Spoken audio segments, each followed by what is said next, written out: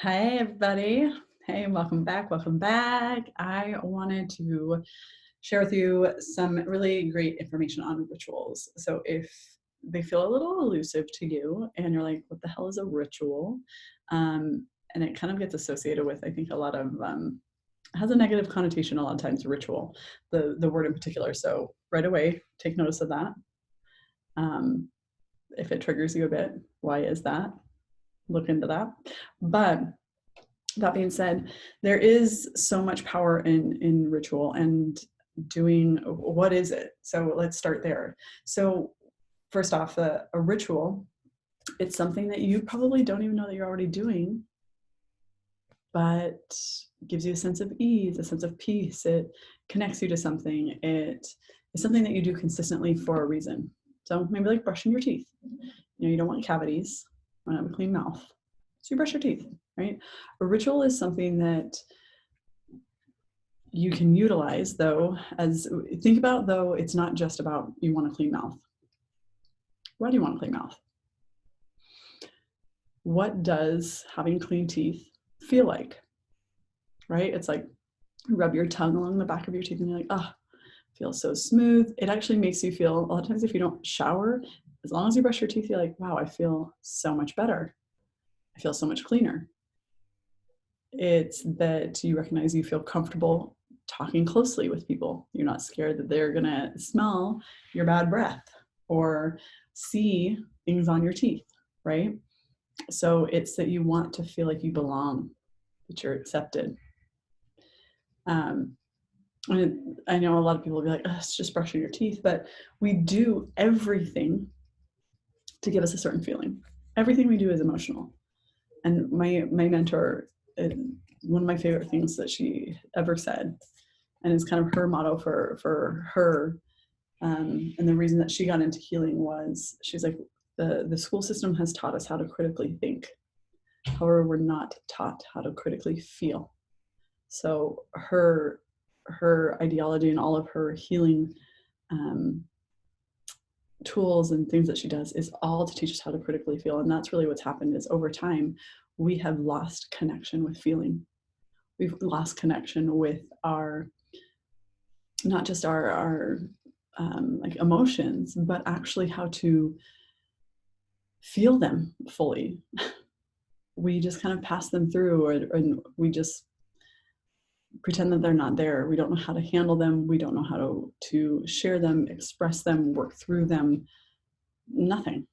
We're not taught any of those things. And most of our parents are not emotionally literate enough themselves to be able to teach it to us. So it's by no fault of your own or anything. But ritual is something that can really help you process. A ritual is something that you do to create a feeling for yourself. So I do a ritual every time I start a healing session.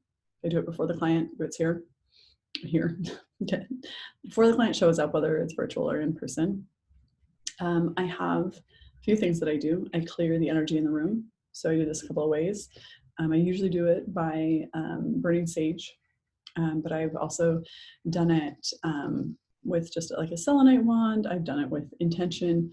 The whole point is that within your energetic body, you want to create an intention.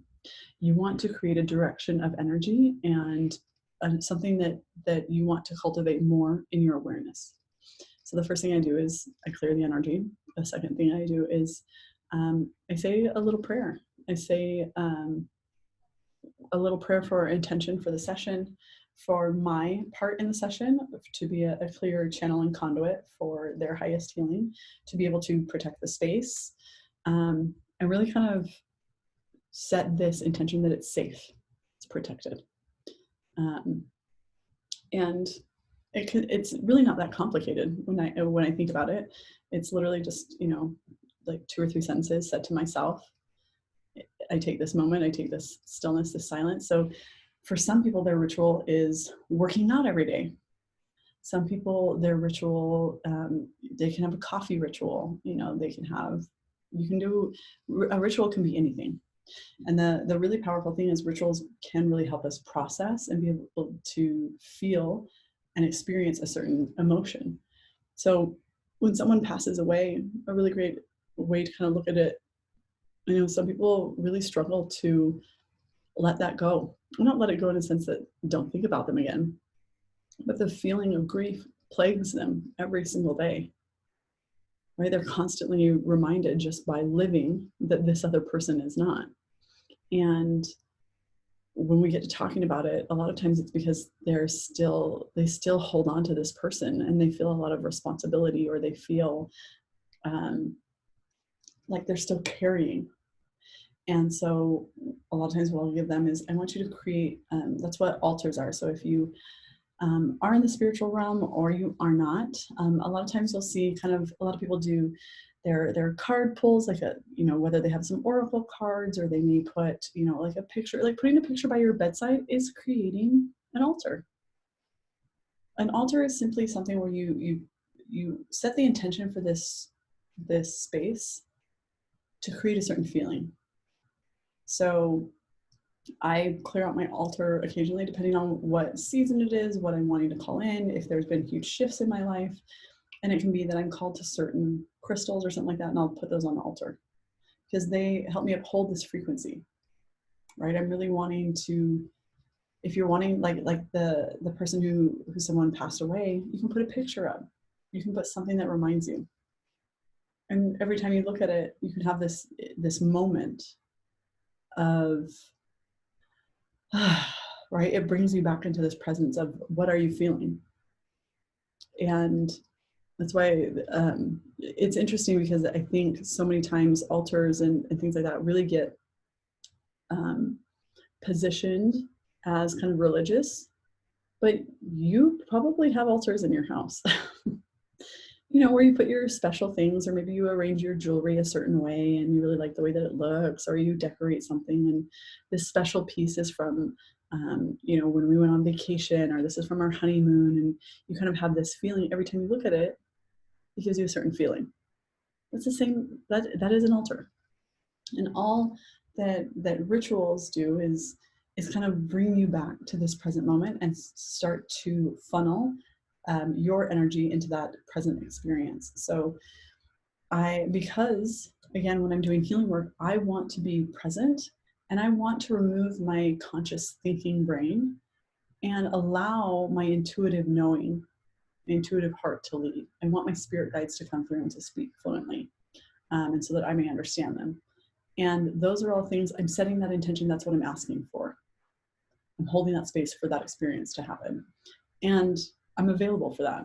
So anytime you kind of, it's so much of our Western culture has really glazed over and really gotten rid of all of the things, not all of them, but a lot of the things that truly make us human. Ritual is very human. To be able to grieve, to be able to celebrate, to be able to do that together in community, it's what we're meant to do. And if you feel like you're like, I feel all over the place, I feel anxious, I feel depressed, mood swings, things like that, try implementing a ritual. It can be something simple. One of my clients, I actually, anytime you repeat a mantra, that's a ritual, especially if it's for a specific reason at a specific time. I have one client that I was like, I want you to say this ritual every time before you drive. I want you to say this mantra every single time. Take a moment, breathe deep into your belly, say this mantra. I want you to create the intention for your experience before it happens. I want you to be prepared to release. I want you to be prepared to receive. I want, you want to be able to not be so at the whim of your emotions. There are always going to be things that come to you. There are always going to be things that happen, right, in life that you cannot avoid. You cannot avoid that somebody else cuts you off. What you can do is, again, if somebody cuts you off, you're like, okay, I set the intention that I was going to be safe, that I was going to be looked out for, that I was going to be protected from danger. Even though that person cut you off, maybe you slowed down. Maybe there was going to be something else. So it kind of creates this intention for your energy and brings you back to that present moment. So rituals are great to do to create some type of devotional experience. And this is another thing that I've noticed that we in Western society just are not taught and have not been taught the value of either, is this loyalty to ourselves, this devotion to ourselves, that when we say we're going to do something, we do it. When we say we're not just because it's not exciting.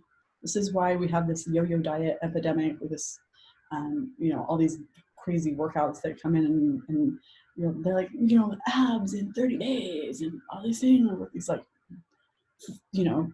60-hour workout a week. Like, you're just like, I do not have time for this. It's because they're grasping always at something that is outside of you.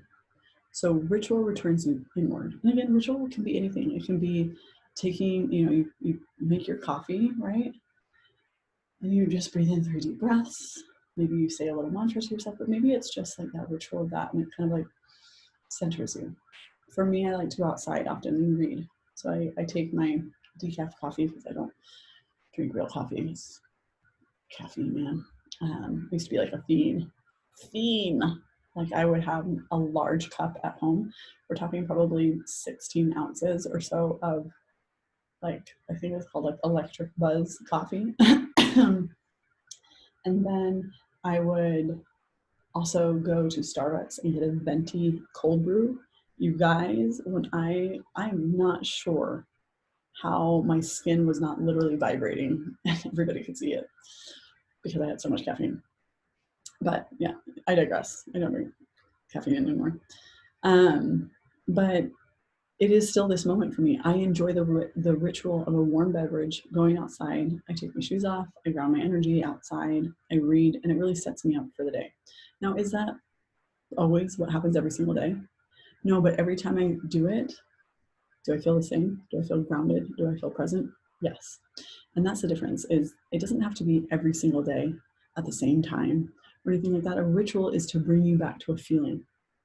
So when you create an altar, and maybe you have a ritual of, every time you walk by, it's like, kind of this good luck charm thing. It's not that it necessarily brings you good luck. It puts you in the vibration and energy of that experience, of what you wanted to have, whatever that intention was.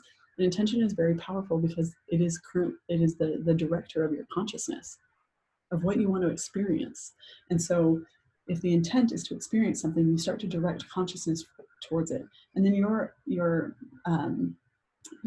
energetic field begins to attract those things, because consciousness is saying, hey, your spirit is saying, hey, I want more of this experience. This is my intent. And so what does it do? It starts to call more of those things. Or release things. Like, I want to create more space. It can go either way. It's what you're creating, and that's the power of doing rituals. So I would love to know, maybe you shoot me a DM on Instagram if you're listening to this on the podcast, or if you're watching this on YouTube. What are some of your rituals? Like, do you have any certain things that you always do that always make you feel a certain way? If so, what are they? Because what's interesting is a lot of times we have a lot of similar rituals that we don't realize that other people do, that you just thought you were the only one. But you're like, okay, if this makes me feel this way, I wonder how it makes other people feel this way. And sometimes people are like, I need to feel more of this while I'm doing this, right? Is there something like a little, something that I can do, or a way that I can prepare myself to have that kind of experience? And so it's really great to be able to share, to collaborate. You never know who you could help. So share your little rituals below. I told you mine, the coffee. I meditate every morning for 5 minutes at least when I get up in the morning, sometimes longer, depending on the day, the time, what I got going on, but always 5 minutes, and always a warm beverage. It's usually coffee, sometimes it's tea. And honestly, sometimes my ritual of going outside doesn't happen until the afternoon. I also have a ritual that I have dark chocolate every night before I go to bed. That is a must ritual. And dark chocolate is supposed to be good for you, antioxidants or something like that. What's your ritual? I would love to hear it. So please, please, please share this. Take a screenshot, share it to Instagram, share it with your friends. Especially, you never know who could find this, and it could really help, that they were like, oh, I really needed something, like I needed for it to feel okay to grieve. I needed to be able to put that grieving down. I needed to be able to touch base like with myself before I did this thing. And I needed to be present. I wasn't quite sure how to do that. And this really helped. So please, that's the way that we share the message, and that's the way that we all heal. So that's how we become the frequency. So I love you all. Cheers.